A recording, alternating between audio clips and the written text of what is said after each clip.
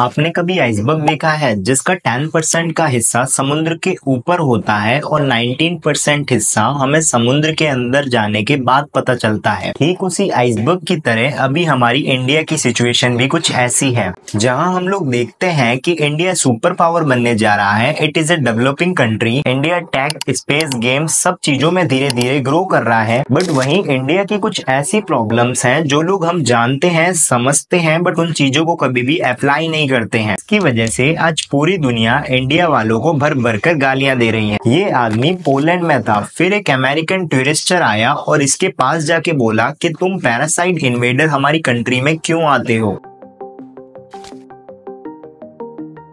Why are you in Poland? Why are you here? Do you think that you just can invade Poland? You have your own country. How come you don't go back to your own country? वहीं South Korea के clubs के बाहर notice लगा है कि Indians are not allowed. 50% populations जो Indians US में रहते हैं वो रेसिज्म फेस कर रहे हैं। तो ऐसा क्या हो गया है जिसकी वजह से इंडिया वालों को इतनी हेट दी जा रही है। In Plano, Texas, video of one woman's hate-filled rant gone viral. Oh my God, guys, record! She's hitting me. She's hitting me. In it, you see her appearing to hit and hurling racist slurs at 3 Indian American women. Wrong guy, stupid. What's wrong with this you? They used to say, what? There was one which was, this called me curry. And they say, oh, can you smell the curry? Whenever I used to walk past. India population पर number 1 है, जहां 1.45 billion लोगों की आबादी भरी हुई है।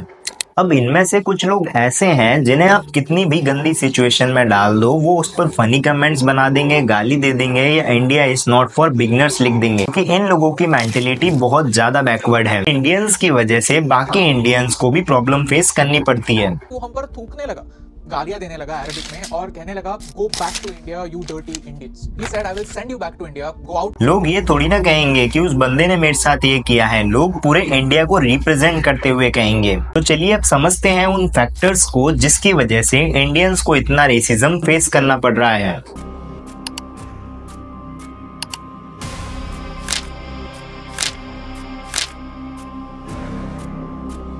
Number 1, scam. इस आर्टिकल में बताया गया है कि कैसे इंडियंस स्कैम कॉल सेंटर्स ने यूएस सीनियर सिटीजन्स के $10 बिलियन को चुरा लिया, वो भी सिर्फ एक साल के अंदर। 2021 से ये क्राइम 1.5% ज्यादा बढ़ गया। ये स्कैमर्स लाखों पैसा छाप रहे हैं और खुद भारतीय होने के कारण पूरे इंडियंस का नाम बदनाम कर रहे हैं। ये लोग इंडिया में बैठकर एक सॉफ्टवेयर का यूज करते हैं और यूएस के सीनियर सिटीजन्स को अपने जाल में फंसाते हैं। ये लोग उनके कंप्यूटर्स और लैपटॉप्स पर पॉपअप ऐड भेजते हैं जिनके नीचे इनका नंबर होता है। इनके नंबर पर कॉल करता है, वो इनके ट्रैप में फंस जाता है।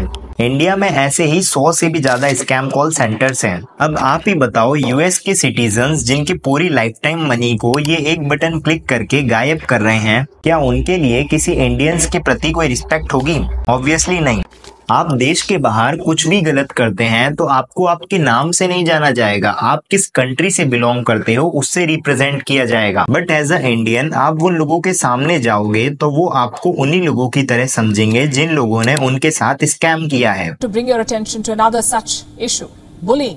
Number 2, unhygienic food on street. जब से इंटरनेट आया है और इंटरनेट पर फूड ब्लॉगर्स आए हैं, उन्होंने लोगों को ऐसे ऐसे सीन दिखा दिए हैं जिसकी वजह से लोगों को खाना खाने का मन नहीं करता। इन अंकल को ही देख लो जो अपने हाथ से चटनी मिला रहे हैं, वो भी बिना ग्लव्स पहने हुए। ले पास में डंडा पड़ा है बट उसका यूज नहीं करना है। अब ऐसा नहीं है कि इन अंकल की पानी पूरी को लोग नहीं खाएंगे, अब तो लोग और ज्यादा खाएंगे। इंडिया के कुछ लोगों को ये सब पता होते हुए भी अच्छा क्यों लगता है ये मुझे नहीं पता। इन अंकल को देखो जो डोसा के तवे पर झाड़ू का यूज कर रहे हैं। बस रिक्वेस्ट यही है, कहीं यही झाड़ू सुबह यूज नहीं होता हो रोड साफ करने के लिए। लोगों को इंटरनेट पर वायरल होने का चस्का लग गया है, जिसकी वजह से वो कुछ भी गंदपना दिखा देते हैं। उन्हें पता है अगर साफ सफाई से करेंगे तो कम लाइक्स मिलेंगे, बट वहीं कुछ हटके करेंगे तो ज्यादा लाइक्स और कमेंट्स भर भर के आएंगे। बट ये लोग नहीं समझते हैं कि जब लोग देखेंगे तो इंडिया के फूड और कल्चर पर क्या इम्पैक्ट पड़ेगा। लोग यहाँ का खाना खाने के बारे में भी 1000 बार सोचेंगे और 2 मिनट बाहर वालों की तरफ ना देखें तो पता चलेगा इस अनहाइजेनिक फूड को कंज्यूम करने वालों की हेल्थ पर क्या इम्पैक्ट पड़ेगा।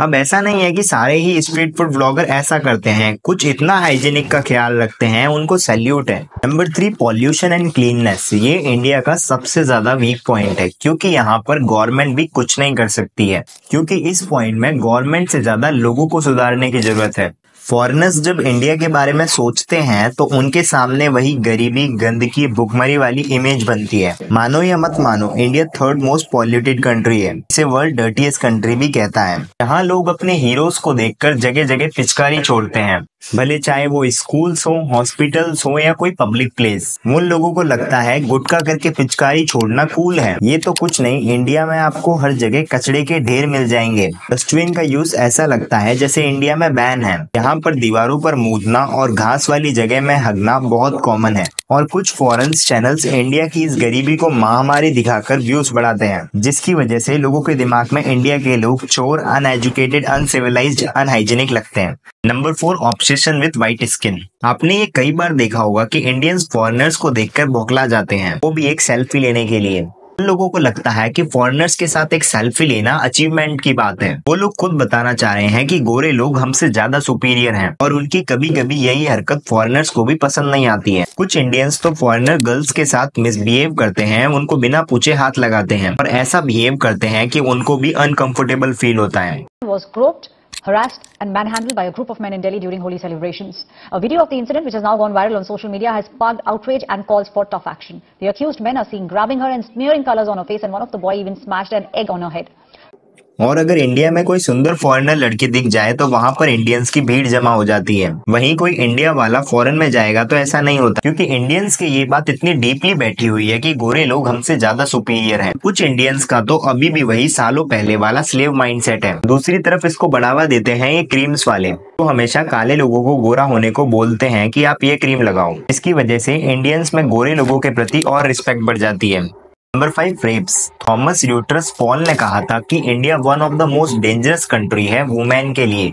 एक डाटा के अकॉर्डिंग 30,000 रेप्स हर साल होते हैं इंडिया में। कुछ लोगों की बैकवर्ड मेंटेलिटी की वजह से इंडिया की वुमेन खुद के देश में ही सेफ नहीं है। इंस्टाग्राम पर लड़कियों को भर भर कर गालियां देना, नेगेटिव कमेंट्स करना, तो कोई बाहर वाली वुमेन्स क्यों ही आना चाहेंगी इंडिया में। एग्जाम्पल से बताता हूँ कि ये कुछ गंदी मेंटेलिटी वाले कैसा बिहेव करते हैं।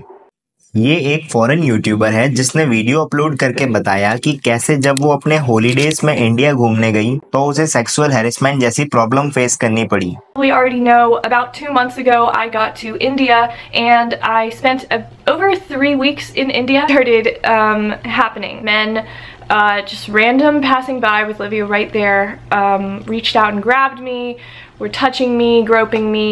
वहीं दूसरा केस इस मोटो व्लॉगर के साथ हुआ जो इंडिया में अपने हस्बैंड के साथ आई थी। Not the first such incident in the country. Chances are it won't be the last.